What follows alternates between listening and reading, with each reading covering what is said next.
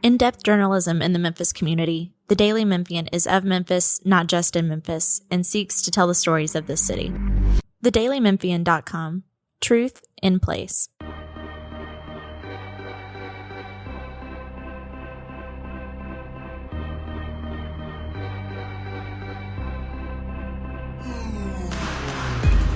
Welcome back to another edition of the Daily Memphian's Memphis Grizzlies podcast. This is Drew Hill, joined as always by Chris Herrington. And man, there's a lot to talk about this week, Chris. There's an awful lot to talk about this week as it relates to the Grizzlies. Let's set the stage here, first of all, because we may sound a little different than usual. If we do, that is because we are doing this remotely. There's a gigantic ice storm / snow / sleet, whatever you want to call it, that hit Memphis this week.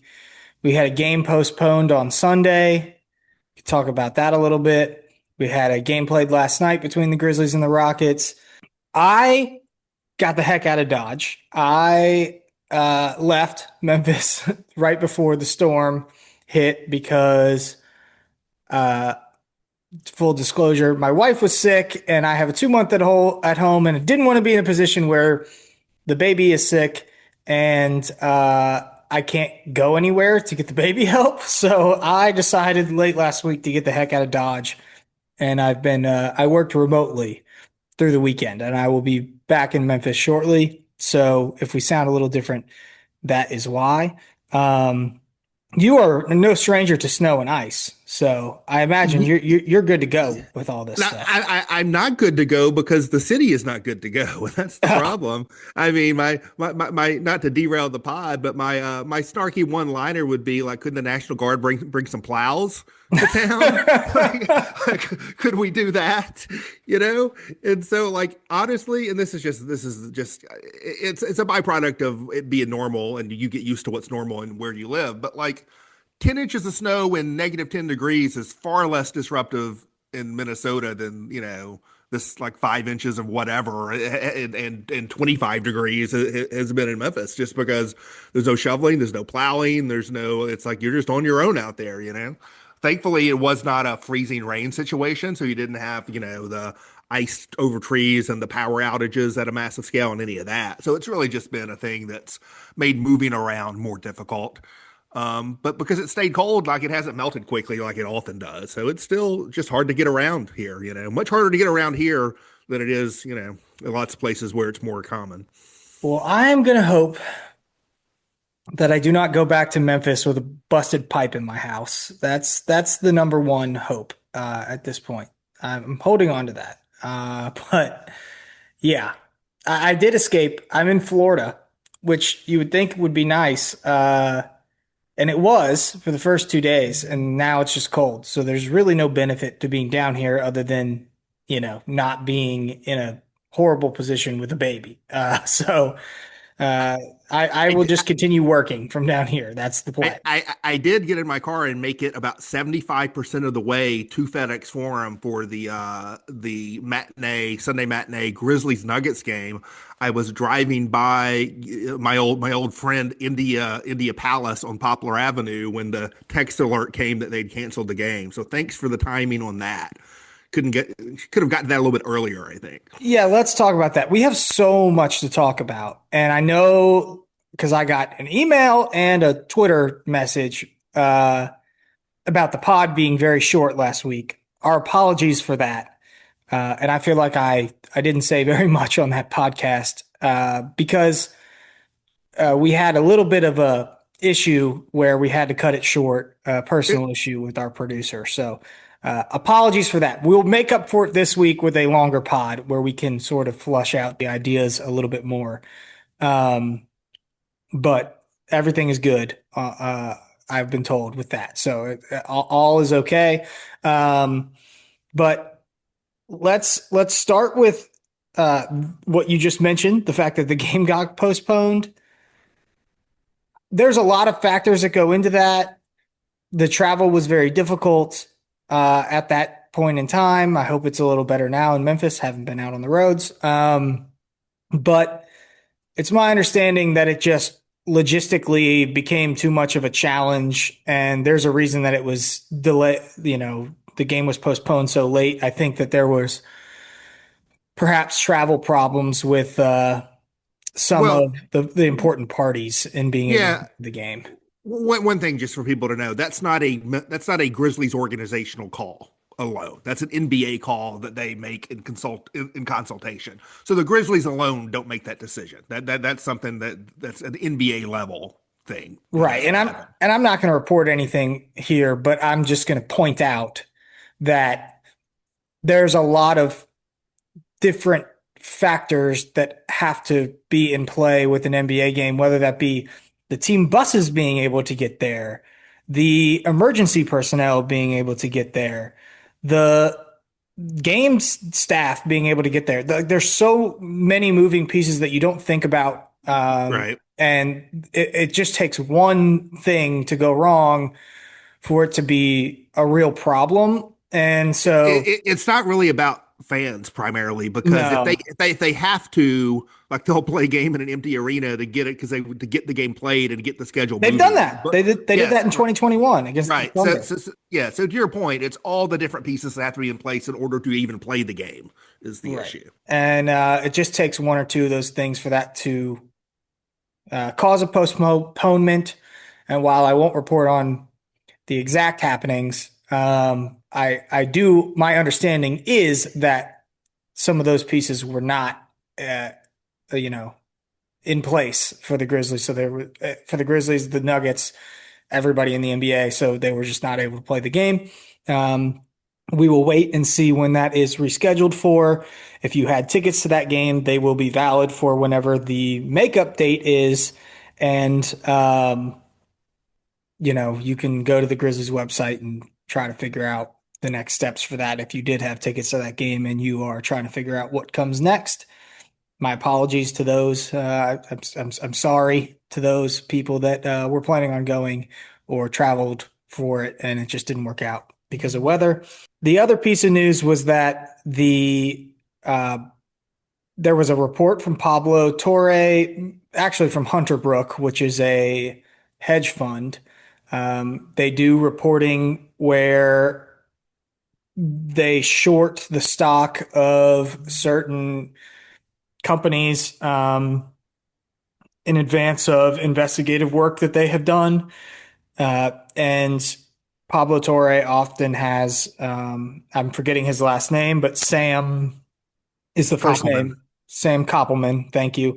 On the podcast, I know he's been on previous podcasts before to share some of that investigative work, and it involves the Memphis Grizzlies and owner Robert Pera. Pera essentially in the work is, I don't know if the word is accused, but is maybe it is accused of making Ubiquity equipment or being ignorant to the fact that Ubiquity equipment is being used for Russia's war with Ukraine. There's a lot to unpack with that. If you want, you can go watch the Pablo Torre podcast. I would just say from our perspective, it's pretty hard to talk in detail about that right now, considering we're recording this on Tuesday morning and the report came out this morning.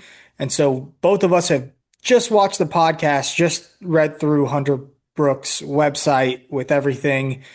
And I think both of us probably have more questions than answers on stuff like that at the moment. And Right.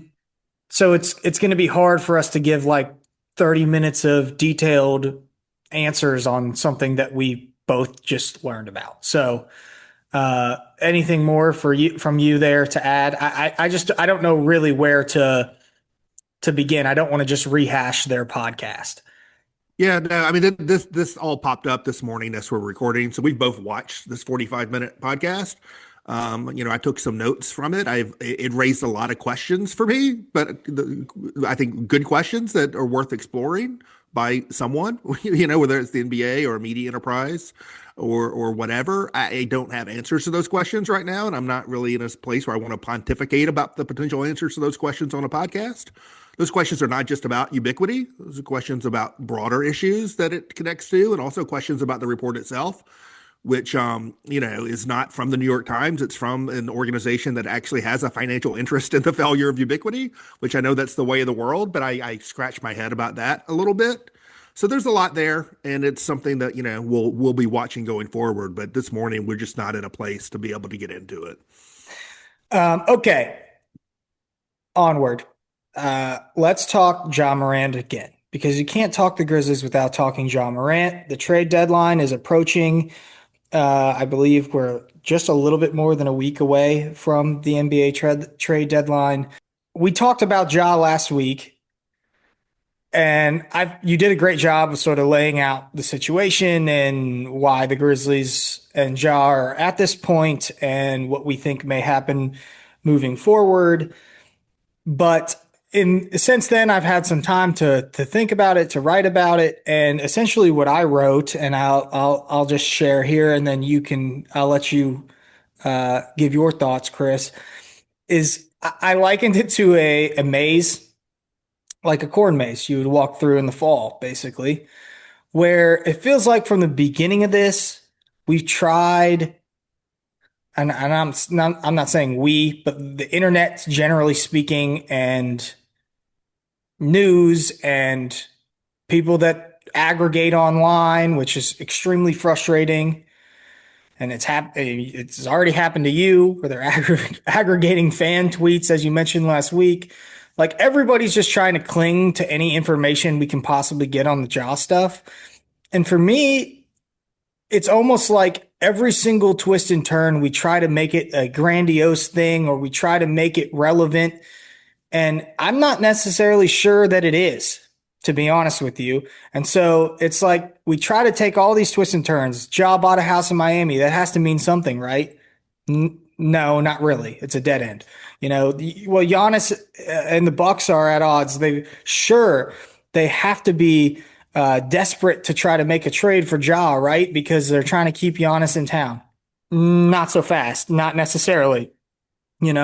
Oh, well, Ja played great in London. Does that change the situation? No, it doesn't. It was one game. Well, Ja is now hurt, right? So that's going to make it much more difficult for them to trade him. Well, this is a player who had injury problems before, still has injury problems now, and it kind of just underlines what we already knew about the situation. So there's all these dead ends, and I think there's really only a couple of ways that this is going to end, maybe three. I think option number one is that the Grizzlies are going to make so many twists and turns to try to trade him, and the fan base is going to go on this journey through the maze all over the place, and we're going to end up right back where we started, which is with what is true now and was true on January 9th when the report came out that the Grizzlies were going to entertain trade offers for Ja. And that is, they didn't give him a contract extension, and that signaled they weren't fully confident in their future with him. There's not a robust trade market for Ja Morant, and the team would like to trade Ja Morant. I think all those things that we started with are still true now, even after all these twists and turns. And I'm just not so sure that it's been meaningful at all to try to present every single new piece of information. I'm doing air quotes as I say new piece of information as like the latest twist and turn in the saga, because I just don't know if a lot of that stuff is relevant. I think we're in the same spot now that everyone was in when they announced that they were going to attempt to trade Ja. So I think, it's best to sort of sit back and let this play out. They're either going to work their way out of this and there's going to be an exit, and they're going to finally meet some trade is going to meet their threshold, or Ja is going to still be on the team. We're going to be right back where we started and they'll revisit it in the offseason. Or option number three, which I wonder if it becomes a real option or is increasingly a real option, given the fact that we do know that there's not a robust trade market for Ja, is the Grizzlies just quit this maze altogether and they say, you know what? It's not working out with Ja. He's not part of our future, and we just got to get rid of him for what we can get. And that's the decision we're going to make. I'm not saying that the Grizzlies will do that, but it's an option. And so if that is indeed the option, I do think that you're going to see this play out all the way through the trade deadline. And that if they do make a trade for pennies on the dollar, as I put it in the column, I think it'll be, um, you might as well wait and see how many pennies you can get right before that trade deadline or whenever it comes in the off season. So that's where things stand with Ja. And so I'm not trying to tell you stuff that you already know, but I just wanted to point out that what you already knew about the situation is still the same now, and it's been the same through all of it. And I didn't really say that on the last podcast, but that's sort of how I have felt about the situation from the word go here. That maybe it's become so much of a drama, so much of a saga that we're just buying in too much to these little things that have happened along the way, whether it be London or the Miami house or the injury. And really, we're at the same point we were before. Yeah, I think all that is correct. I'll underscore a few elements. It's wild. It was less than a week ago that Morant came back from London and played his first game in Memphis since the trade news came out, which was last Wednesday against Atlanta. I believe we recorded the pod last week just before that game. So we have not talked since that game. Um, and I wrote a column that night that wasn't so much about the game as to use that to sort of revisit the issue and maybe reframe it a little bit. And what I really tried to drill into in the column that night was that there had become so much focus about Morant, right? Did Morant ask for a contract extension? Does he want a contract extension? Does Morant want to be traded? Does he not want to be traded? What did he say in London, in the press conference? What did he say in Berlin in the press conference? All of this that's sort of from a Morant perspective, which makes sense. He's the star. There's a lot of focus on him, theoretical star. And the point I tried to make is that the correct frame to understand the situation is not from a Morant perspective, it's from an organization perspective, because this is about an organizational decision. It's not about a Morant decision. The Memphis Grizzlies have decided to make Ja Morant available for trade. He didn't decide to make himself available for trade. And the point I made about the London game is that when an organization reaches the point of publicly speaking to multiple teams, not one team, multiple teams, about trade scenarios involving its most high profile player, something that it knows will become public, and it knows so well it will become public that they make it public themselves to get out in front of what's going to be public anyway. When an organization makes that decision, they don't make it lightly. And whether you agree with it or not, they're not going to change their mind based on one game or one press conference.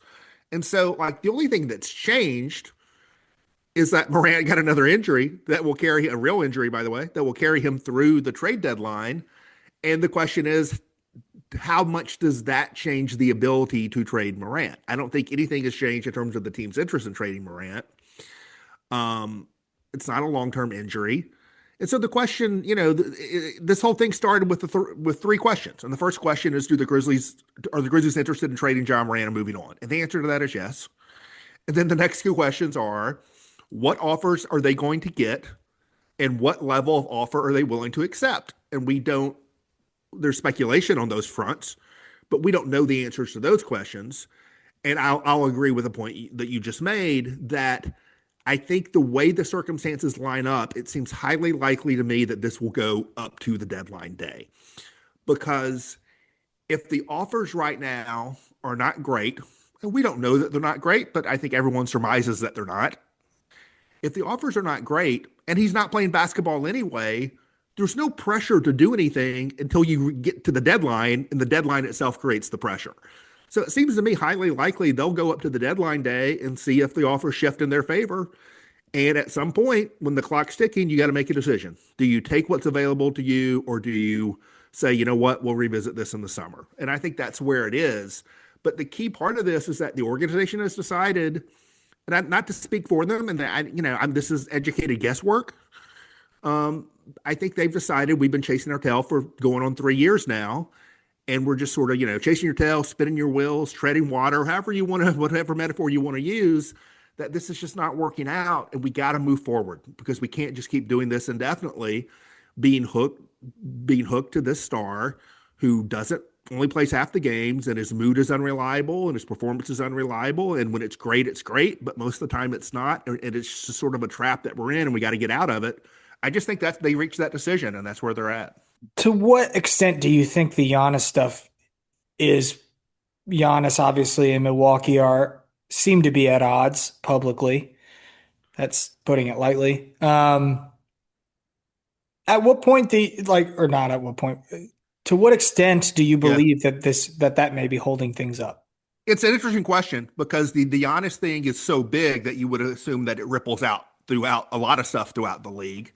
I've cited from the beginning, including like way early, even privately, that's been the team back in November. I was like texting people like, if a trade happens, I think this is the one. That has been this is the deal that would make sense to be situation for Morant. I was listening to Zach Lowe's latest pod last night, and he even said on that pod, he said something like, Milwaukee was a sneaky like potential Ja team up until recently, but now with this, and his implication being that the Giannis injury is now with the Giannis injury, they're not going to trade for talent to put with Giannis right now. Either they're going to punt till the summer, which is what most people think will happen, or they might trade Giannis in the next week. But it does not seem like they're going to go the other way and try to do the desperation trade to add talent, which is where I thought could be a final landing spot for the Morant situation. And now it seems like that is less likely. It was already unlikely, but it's even less likely than it was before. So I do think potentially that has narrowed the potential field for Morant trades. Yeah. I think the potential field was narrow to begin with. It Yeah. continues to be narrow now. Um, Honestly, I think, and it's been this weird thing where like it's probably some people probably perceive that I've been critical of Morant and this stuff. I just tried to discern reality, right? His unreliability is just demonstrated over multiple seasons, but I still think that his upside even now has been too discounted by a lot of people around the league. And there are a lot of teams out there that if the price to take a chance on John Morant is bad salary attached to a protected first round pick, if I'm Chicago, if I'm Sacramento, if I'm one of these teams that like isn't really going anywhere, I'd take a real hard look at that, frankly, if I were one of those teams. Absolutely. No, I agree. And that's why earlier on this pod, I know I said, contrary to what's been reported now, later, so maybe you could argue that I was wrong, but like, we're still talking about a guy that when he's on the court and in a good situation is an incredible player. Yep. So I think that, maybe he's been discounted a little too much. I would definitely agree with that sentiment. There's also another side to this as we approach the trade deadline that we haven't talked too much about, Yep. and that's Jaren Jackson, Yep. right? Because we will get into I want to get into the draft pick stuff and the rest of the season for the Grizzlies and even the game against Houston. But I think to keep this in the right order, we got to go to Jaren now. And if the team is not headed in a good direction, and it doesn't appear that they are, Jaren's a really interesting player because unlike Morant, my inclination would be to say he would have a vast trade market, that there would be a lot of teams calling. And I'm sure this has happened as soon as the Grizzlies made John Morant available. Yep. Teams are going to say, wait a minute, they're doing a rebuild. Does this mean Jaren's available? And I would, this is not intel. I said this the moment it happened. I would guarantee you that that as a response to the Morant news, the Shams thing, they got more calls about Jaren Jackson as a response to that than they did Morant. I would guarantee you that's true. yes. And I would expect that they would get a haul, a serious draft haul, for a player like Jaren Jackson because he fits so well on so many different teams. I mean, we could literally throw out 2/3 of the league here, and you could make a case that Jaren would fit on their roster. It may be more effective to try to name the teams that wouldn't be interested in Jaren Jackson should the Grizzlies make him available. And there's lots of teams that, and I'm not trying to get aggregated here. Oh my goodness. But like there's lots of teams that I think immediately make sense. Like Detroit, it feels like they have a great opportunity in front of them in the East, right? Yeah, Um, Detroit's the team. Detroit's the first team everybody mentions, and there's good reason for that. Yeah, Boston feels yeah. like they could be a team that would be interested. Portland is a perfect fit roster wise for Jaren if they feel like they're one player away from getting back into contention. Golden State before the Jimmy Butler injury, maybe. Like there's so many teams we could just A, go a, down the list that would a, work te- for Jaren. a team I haven't seen anyone mention, and maybe they have no interest anyway. But just from a basketball standpoint, I wonder about Charlotte. Charlotte's not that far away in the East from being pretty good. And they got perimeter talent with Conkinip and Brandon Miller. They have a big center in Ryan Kalkbrenner. They're all on rookie contracts, so they have a hole at power forward. And like, if I were them, I'd be interested. So we can talk about Jaren as much as we want. The real question is, would the Grizzlies actually be open to trading him? What Well, would be the case for and against? the Jaren question is interesting because all potential answers are reasonable. This is not a situation where you say, well, we've already traded Bain if we're trying to move Morant, so that we're clearly sort of rebuilding the team. Now we need to trade Jaren Jackson. They don't, because they already have two core places. It's a funny thing, this idea. If they trade Morant, people say, they're rebuilding. They sort of been rebuilding. They just added Zach Edey and Cedric Howard with back-to-back lottery picks. It's not like they're starting now. They've been doing it on the fly and trying to see if they could sort of shift without bottoming out. And so Jared Jackson's only 26 years old. He's under contract for the next 3 years after this one, before you get to a player option. He's been durable. He can play. He impacts both ends of the court. He can play multiple positions, so he can play different kinds of lineups. And you can scale him up and down the pecking order. He could be a third option if you want him to be a third option, because he does other things. He can play off the ball as a shooter. He plays defense, etc. And he's got the kind of game I think people look at, and they're not worried about how it's going to age. It's not with Morant, small guard, durability problems. These guys, really turn the corner by the time they hit 30. That's not the case with Jaren. I think there's no concern about, the quality of his game going forward. Now, it's going to get more expensive when the extension kicks in, but the idea that he could, that 3 years from now he's as good as he is now is not really a concern. And a team that has a 23-year-old Zach Edey and a 22-year-old Cedric Howard and good supporting cast, and is going to add two, high to mid first round picks in a loaded draft. The idea that Jaren could stay with that team on its trajectory is totally viable and totally reasonable. On the other side of that, And let me interject here. yeah, And from an age perspective, he's not that far off. no, He's not far off from Edie. He's not far off from Coward. Jaren's still 26 years old, right? So, yeah, yes, like there's a scenario before we get to the other side of this where the Grizzlies don't do anything with Jaren because obviously he's a valuable player that, for all the reasons you just said, could work. But what if the Grizzlies do jump up in the lottery this year, get one of the top picks? Now you're talking about a roster that has Zach Edey, Jaren Jackson Jr., Cedric Coward, and maybe another future star. That's a good team, like immediately. This is not a team. Even if they trade Morant for draft pick stuff or whatever, they're transitioning the team. They're not looking to do a bottom out, let's be bad for 3 years, Philadelphia Sixers style process. They already got Coward and Edey. They're looking to turn around and be good again pretty quickly, and Jaren fits with that. But okay, so now let's do the other side of this. Why would you consider trading him? I think there are two reasons you would consider trading Jaren Jackson Jr. One of them could be if he wanted to be traded, and there's no indication that that's the case.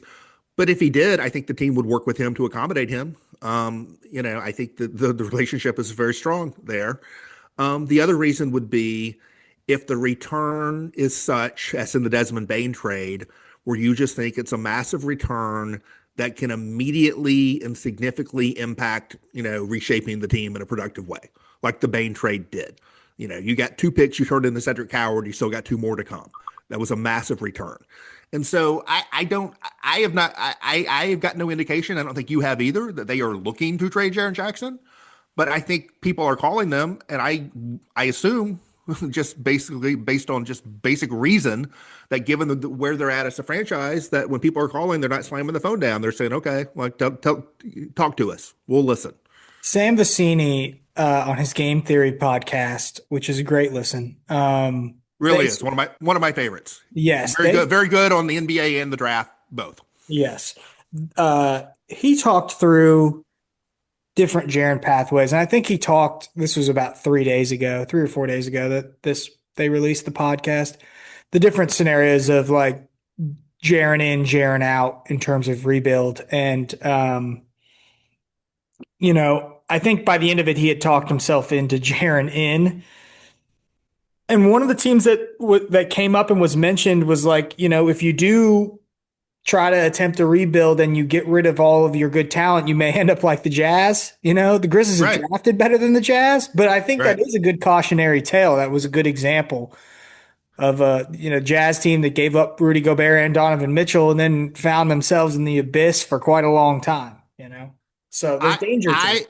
I think we both see what's down the road this season, and I think down the road this season is like I don't think they're going to be scrapping tooth and nail to the end to be the 10th seed. But I think that the Grizzlies should want to be in the postseason next year.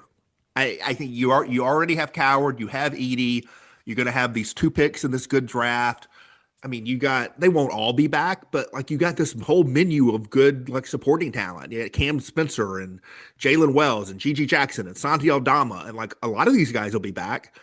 And like your point you were making earlier about like plug these draft picks into a team that has Jaren, to me that would be my default position. But I would listen when people call.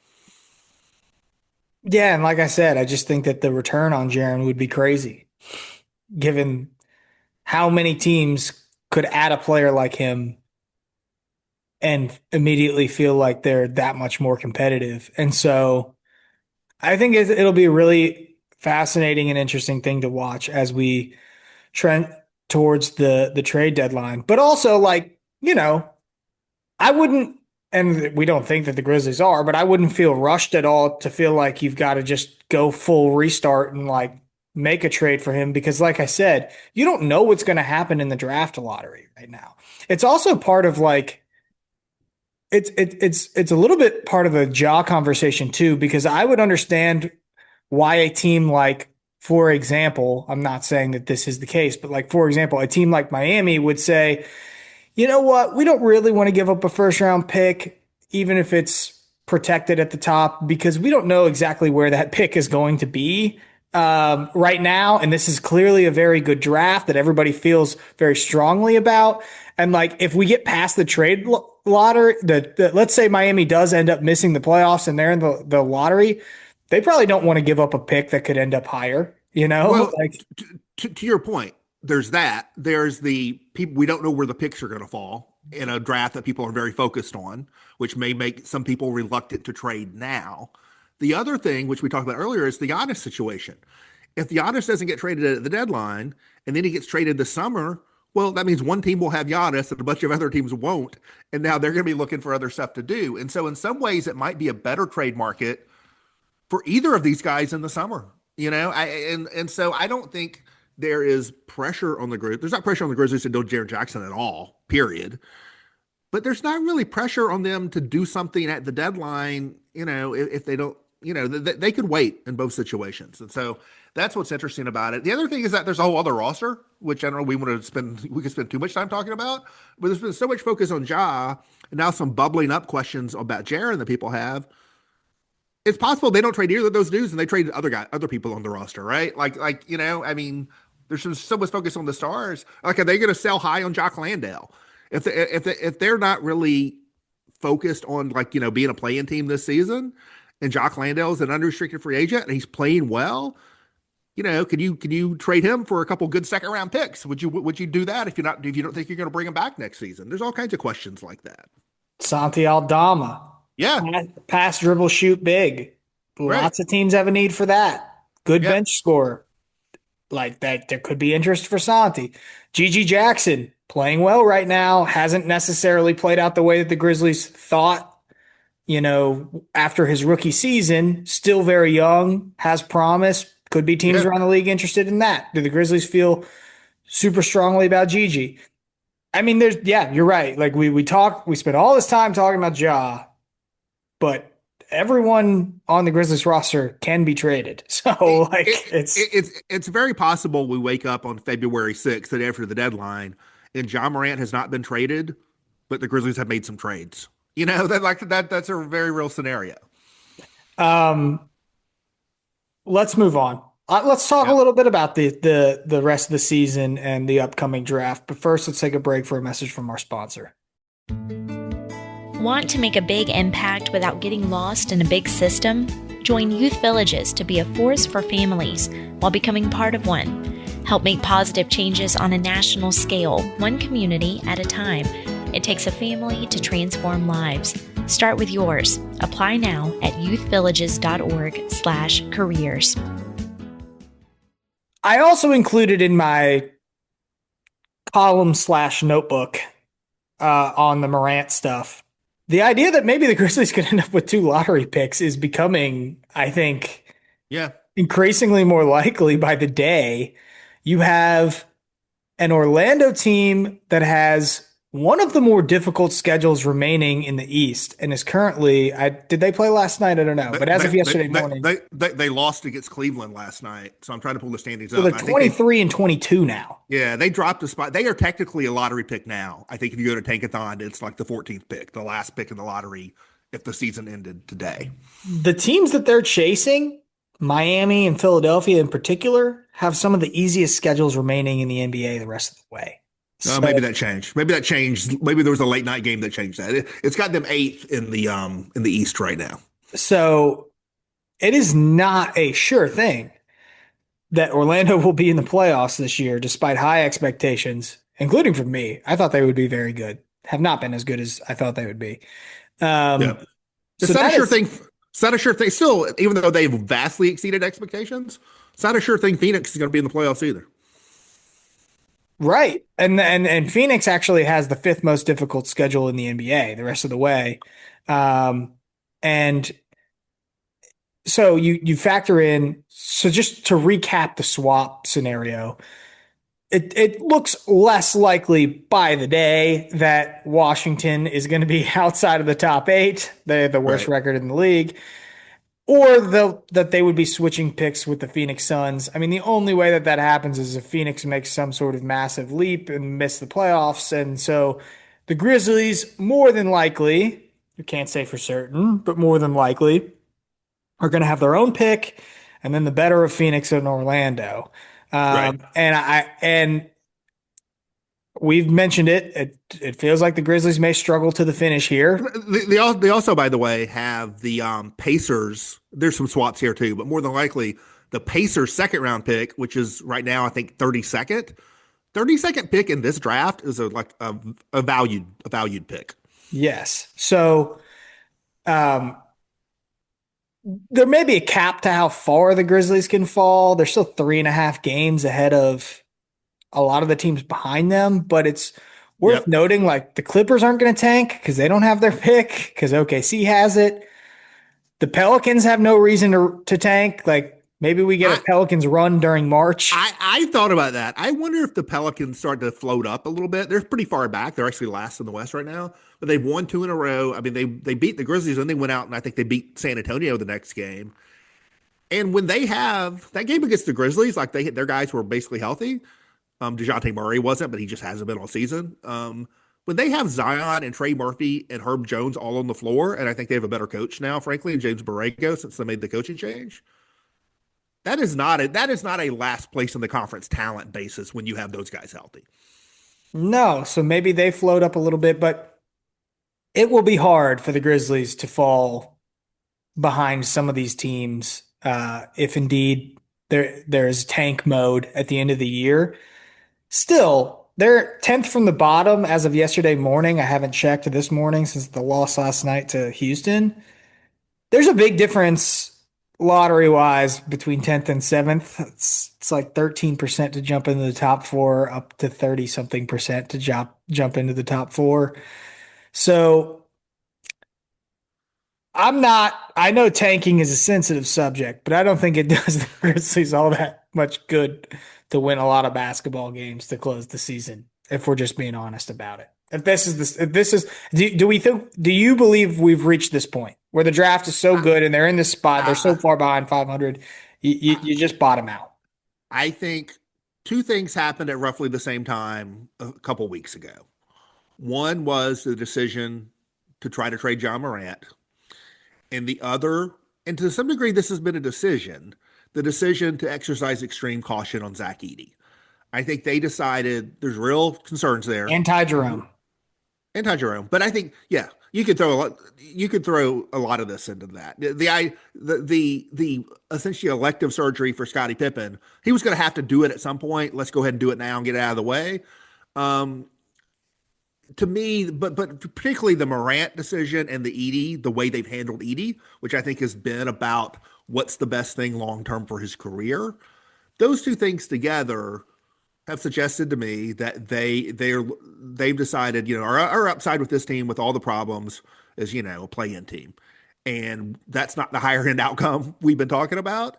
And the best thing, again, I'm guessing, the best thing for pursuing that higher end outcome is being able to be in a good position in a draft that everyone in the league, and I've been reading and looking at stats. I haven't started looking at film yet, but everyone who follows this is like, oh, this draft is loaded. Like, it's not just the top three guys, right? Like, it's just loaded. And this is a draft you want to be in.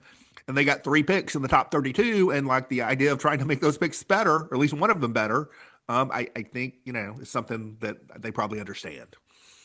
Well, we know that they valued this draft in part because of the Desmond Bane trade, right? One of the Right. prize possessions of the Bane trade, the Yep. return was that they were going to get this Phoenix pick swap, which early in the season was uh, a little disappointing because the Suns have exceeded expectations. But I do think that there's still a scenario here where the Suns missed the playoffs, and now you've got two chances at jumping into the top four because if something crazy were to happen and Phoenix were to get the number one pick or two, three, four, and Washington fell behind them, you're still right there. You're still at pick five, right? In that scenario because of the swaps and the way that it would all play out. So, and I would encourage, like, if you're confused by the swaps and stuff, go read the column that I just wrote. And there's a graphic in there from friend of the podcast, Keith Parrish, that he made a while ago. That's very, very useful in figuring out what picks the Grizzlies may end up having. So shout out to Keith. And yeah, but I do think it's becoming more likely as the season's gone along. Hey, the Grizzlies might actually have two chances in the lottery this year, which is a big deal. They would obviously, if it was if Phoenix or Orlando were to jump to number one, they wouldn't get that pick. Or if Orlando did, I guess they would. But if Phoenix did, they would not. Um, so you're still trying to increase your own odds if you're the Grizzlies at the end of this season. But I do think we've probably entered tank mode. I don't know. Right. It does feel that way. Um, and then the other part of this is how do John Jaren fit into that?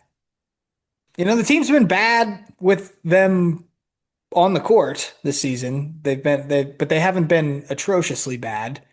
Right. Like, is there a world where you say they're too reliable to where you just, I mean, Ja has the elbow thing. I guess you could just slow play it. But do you feel like that at the fact that the draft is so good and the Grizzlies are in this position, does that add to any pressure at all to like get rid of some talent?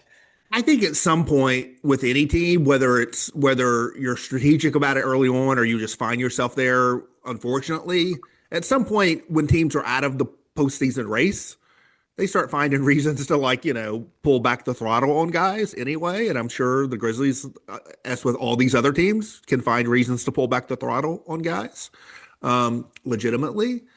I you know I'll be interested to see the late season on this team if these guys are here, because I would like to see Scottie Pippen on the floor. I'd like to see Ty Jerome on the floor.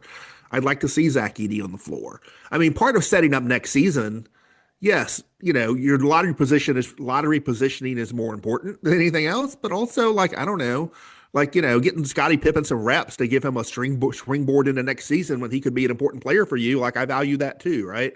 I value some of the on court stuff too. I think there's a difference between productive tanking and unproductive tanking. Can you do things in the flow of your season that helps develop guys and helps your team, even though you're not, necessarily going to compete for a postseason spot? I think that's tricky. The interesting thing about the Grizzlies is like they've been way more competitive than their record would suggest. Their point differential is like better than the at least two teams ahead of them in the standings. And like that's no news to Grizzlies fans because they watch them lose close games all the time.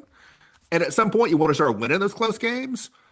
But they're kind of in the position now where like being competitive and coming up a little short, maybe like ultimately, most productive. Is this going to change? Is the Grizzlies situation and how good the draft is that going to change the Chris Herrington viewing experience? Are we going to get into college hoops a little bit earlier this season than usual? We will. It's complicated for me because I don't know how to watch games anymore. So I may have Yeah. be stuck on YouTube. Like they were big. I don't have ESPN right now. And there was like a big doubleheader. I could have watched Cam Boozer and AJ Debanza both against highly ranked teams last night. I could have been crushing tape on Koa Pete and your guy Mikel Brown Jr., who like shot like 1 of 13. Maybe not the best night for him. Not a good night for him. I do think he's very good. I've been looking at the box scores. I've been reading scouting reports and mock drafts. I've even dug into a little bit of stat work. I have not dug into the film work, which is essential. You can't evaluate basketball players on paper alone. You got to watch them on the floor. So I probably will be getting an earlier start to that than I have in the past. Yeah. Good. Well, welcome to the college basketball world. There's some very good guards in the draft. Kingston Flemings, you didn't mention. My guy at Alabama. I'll give you an early read from what I've looked at. Oh, okay. Here we go. So, first of all, everybody projected in the top 10 from a distance. Again, I haven't started crushing tape, but everyone projected in the top 10 like looks really good. And so, like, not just the top 3, it's like Kingston Flemings. Oh, this looks interesting. Keaton Wagler. Who knew? This looks interesting.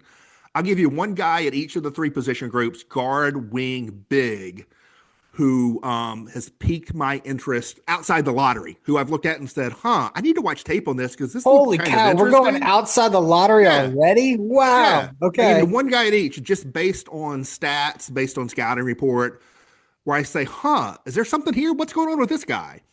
For guard, it's this guy, Christian Anderson. Okay. I think it's at Texas Tech. At wing, it's your guy, Amari Allen at Alabama. I don't know if he'll go in the draft. I don't know. He's not on some boards. Very some good, boards though. he is. Sam Vecini has him, but I'm like, oh, he's 6'8". Look at these statistical markers. Look at this age. This is interesting.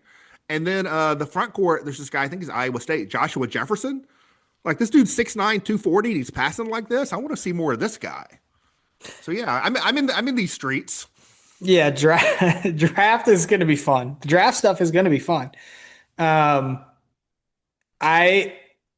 I'm not going outside of the lottery, but I'm on record. I think Mikel Brown Jr. is very good. He just doesn't have a lot of weaknesses. He didn't shoot the ball well in the last game, but like I think he kind of fits the mold of like, hey, the Grizzlies might like that type of player. Nate Ament, I got a good look at him at Tennessee. He's a Vol. I know there's probably a lot of Vols fans that listen to the podcast. Very good. What about Darius Acuff? You got a Darius Acuff take? I haven't even watched my Razorbacks yet. Good. He's obviously very good. And I like his physicality. I don't, one thing that's interesting with him is that when I look at some of the best guards in the NBA, like he's more, and I hope I'm not sounding really dumb because I've watched very little Darius Acuff, but like he's more Desmond Bane frame to me. Yeah, no, it looks that than way. like SGA, Yeah. So he's interesting. and physical guards and guards who can defend and He's got just more of that really, sort of Andre Miller, Darren Williams kind of yeah. husky point guard build. That's Yeah, that's that's the point I'm getting to with yeah. him. I just thank you because I couldn't really find the words for it, but he doesn't necessarily.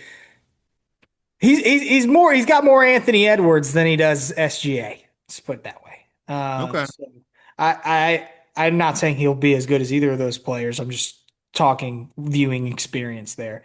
But I mean, Darren Peterson is amazing. Like, there's a reason he'll probably go number one. Cam Boozer, has there ever felt like, I mean, a Duke guy that's so productive like that? Has there ever been like that? Just feels like a Zach Kleiman pick to me. If I mean, you better have number one or number two if you want a real chance at him. Debance's obviously got great size and is very talented. Is maybe a little bit more raw, but could be awesome. Like the draft is just amazing. And LeBaron Philon, very shifty. I could see him being a very good productive NBA player, especially if his shot continues to improve, which it has over the last two seasons at Alabama. So draft is loaded, man. It's going to be fun to watch the draft, and if you're not on the Magic and Suns, you know, viewing train, cheering for their demise, you're doing it wrong as a Grizzlies fan at this point. Like Right. it's time. It's time, Grizzlies fans. You need to be watching the Suns and the Magic and cheering for their failure. Outside of Desmond Bane, obviously, who's still got a lot of love in Memphis. But okay, before we get out, you want to talk about the game last night? We did have a basketball game last night. Grizzlies blew another lead, 10-point lead. Look, I mean, How many you were probably watching that a little bit closer than I was since you wrote about it. I lost count of the blown layups in that game. a lot.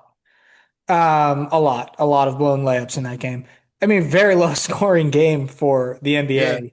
And I don't know what to make of like, oh, the Grizzlies squandered another double digit lead because I think I actually agree with Tomas Isolo when he kind of said the league is Yeah. just the games play out differently now. There's so many possessions. 10 I points think is nothing. I think the double digit thing is a little bit of like a that that's to me like it would almost make more sense to talk about 15 point or more leads. I think a double digit lead doesn't mean what it used to. So like Yes. a 10 point lead like with in the early fourth quarter is not the same thing as what that was 15 years ago. And Now, while that may, yes. they've lost some 20 point leads like that like that's real stuff, but to me losing having like a 10 point lead at some point early in a game it's not doesn't mean that much anymore. While I agree with all that, there might actually be something to like, why does this team have long stretches where the offense disappears in the second half? Like that to Well, me is more yeah, relevant than like, they're oh, they they're blew another 10-point lead. their top three lead ball handlers don't play. I mean, that might Yeah. have something to do with it, you know? I mean, Cam Spencer's been great, and I like a lot of stuff about Vince Williams Jr., but these dudes were not supposed to be, your point guard rotation. Yeah. It just felt like in that Rockets game, you were waiting for it. Yeah. Like you were just waiting for the avalanche run, and it came with, I think, a little more than 4 minutes to go in the third quarter to the beginning of the fourth quarter. It was like a 27-6 run, and the 10-point lead just disappeared in an instant. And that's just been the story of the season, right? You know, nothing. I think as I wrote, and I wrote a very brief game story because right now the games are a little secondary to everything else that's going on. But like Right. the routine was different. They had to fly the day of the game and get off the plane and go play basketball the same day. Usually that never happens. But the formula in the game was the same it's been, which is that the Grizzlies are competitive and they lose. And that's just I, become the I, story of the season. I thought Cedric Coward in particular looked a little out of sorts. I don't know whether that was a physical thing or what, he's a rookie one of those nights, whatever. It just wasn't clicking for him, I think, physically in that game. And it looked a little awkward for him. That's one thing that I am, if you're looking for like reasons to maintain interest as the season maybe take shifts, I think, anytime Cedric Howard's on the floor, watching him and learning more about him and watching how he evolves with the ups and the downs, I think is a big thing to watch. Okay, so we have 5 games left until the trade deadline. Obviously, Ja's not going to play with the elbow injury. Right. I Do think Jerome's going to play somewhere in there. you think? Isalo was asked about this. I don't have the schedule in front of me. It wasn't the last home game, which I guess was, a few days ago. It was obviously the game against Denver got canceled, but there was one before that. And he got asked about Jerome, and he said he's still about a week away. So that would put him, maybe if not Wednesday night, against Charlotte. I'll be interested to see if there's any kind of upgrade on that injury report. It feels like maybe this coming weekend we may see Jerome. Yeah. Yeah, no, I agree. Is this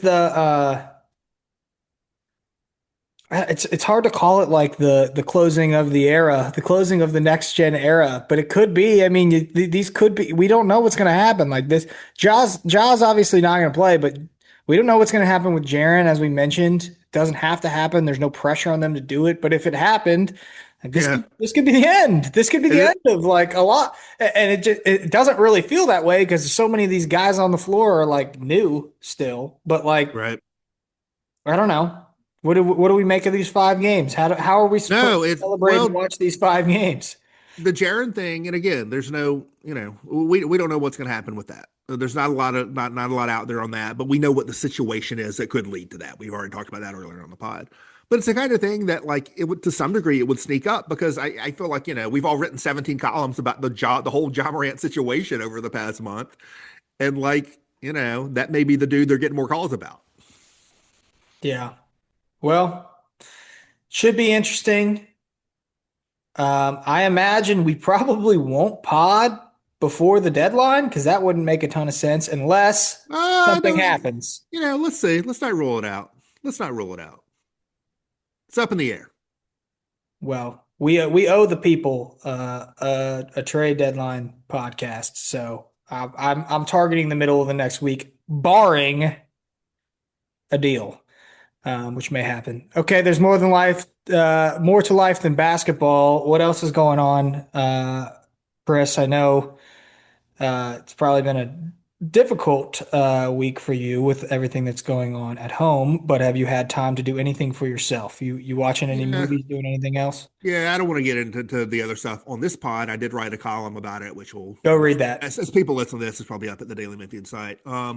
There's actually lots of good movies out in Memphis right now. The Oscar nominations came out, and if you're trying to scout some of those movies, the snow has kept people from theaters, but they're coming back for a second week, so you can still see movies like The Secret Agent, which is up for Best Picture, is this Brazilian movie that's really good. You can see Marty Supreme, Sinners is back in theaters.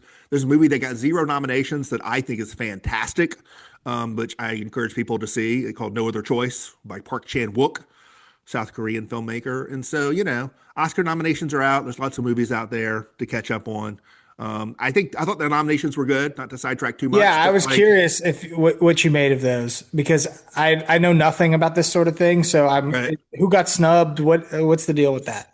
So I'm trying to remember of the 10 Best Picture nominees. I think there are only 2 on the list that like I wasn't particularly a fan of. There weren't any movies on the list that like I outright disliked. But I don't have a lot of interest in the Guillermo del Toro Frankenstein. I saw it. It wouldn't like there were 2 movies that got Oscar nominations that weren't in my personal top 40 for the year.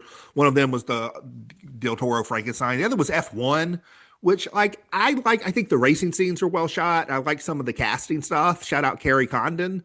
But I felt like I was watching an infomercial, so I wasn't like real big on F1, and so those 2 I would take out and sub something else in. But for the most part, I thought it was a really good movie year. And the Oscars have changed. They changed the voting body basically. So the Oscars used to be a little bit of a joke like 20 years ago. That's not the case anymore. Like they do a good job, and so this is a good bunch of nominees. Well, good. It gets the Chris Herrington stamp of approval. We have a Super Bowl set outside of basketball, football, still Yeah. sports. We have a Super Bowl set, Seahawks and Patriots. Were you surprised at all? No, I it's thought it was not going to be Ram. compelling to me though. Yeah, You I thought it was know, going to be Rams and Patriots. That was my guess. That was wrong. I don't Whatever. know. It's just not compelling to me. I obviously was very disappointed and what Well, happened. the Broncos losing their starting quarterback. Like, really, can we not do a do-over and put the Bills? Could we put the Bills in the AFC Championship game? Wouldn't that have been better? I saw somebody say they should have just played a best of 3 between the Rams and the Seahawks, and I couldn't agree more. Like that's what we should do. But it will be an amazing trivia question one day to say, like, who was the one quarterback that reached the Super Bowl throwing? I think he had. I'm making these stats up, but like 3 interceptions, 2 fumbles, and taking 15 sacks, and it'll be Drake May one day. Like I have no idea how the Patriots made the Super Bowl, but the Patriots are in the Super Bowl, and they will be playing the Seattle Seahawks. I mean, I got to take the Seahawks as the early pick here. How could I not? But well, I want to send a shout out to all the Bills fans, including our colleague Jeff Hawkins. They're the people's AFC champs, as far as I'm concerned. Yeah, and Tim Buckley. Tim Buckley's also a Bills fan too. So 2 of our colleagues, big Bills fans. Shout out to you, Tim, as well. The world wanted the Bears, man. I know you're a Packers fan. The world wanted the Bears. The Bears and Rams was the most watched divisional game in NFL history. Chicago is magic when the Bears are amazing. And the Bears were good. I was very sad watching the end. I stayed up until 3 a.m. in London to watch the Bears lose in overtime. That was a painful one. But anyway, Super Bowl set, Oscar nominations out. That was your There's More to Life Than Basketball segment. That's going to do it for us this week. We'll be back next week. We'll see. We'll see what happens with the Grizzlies. Maybe early next week, maybe post-trade deadline. But we will be here breaking it all down for you. For Drew and for Chris, we're out of here.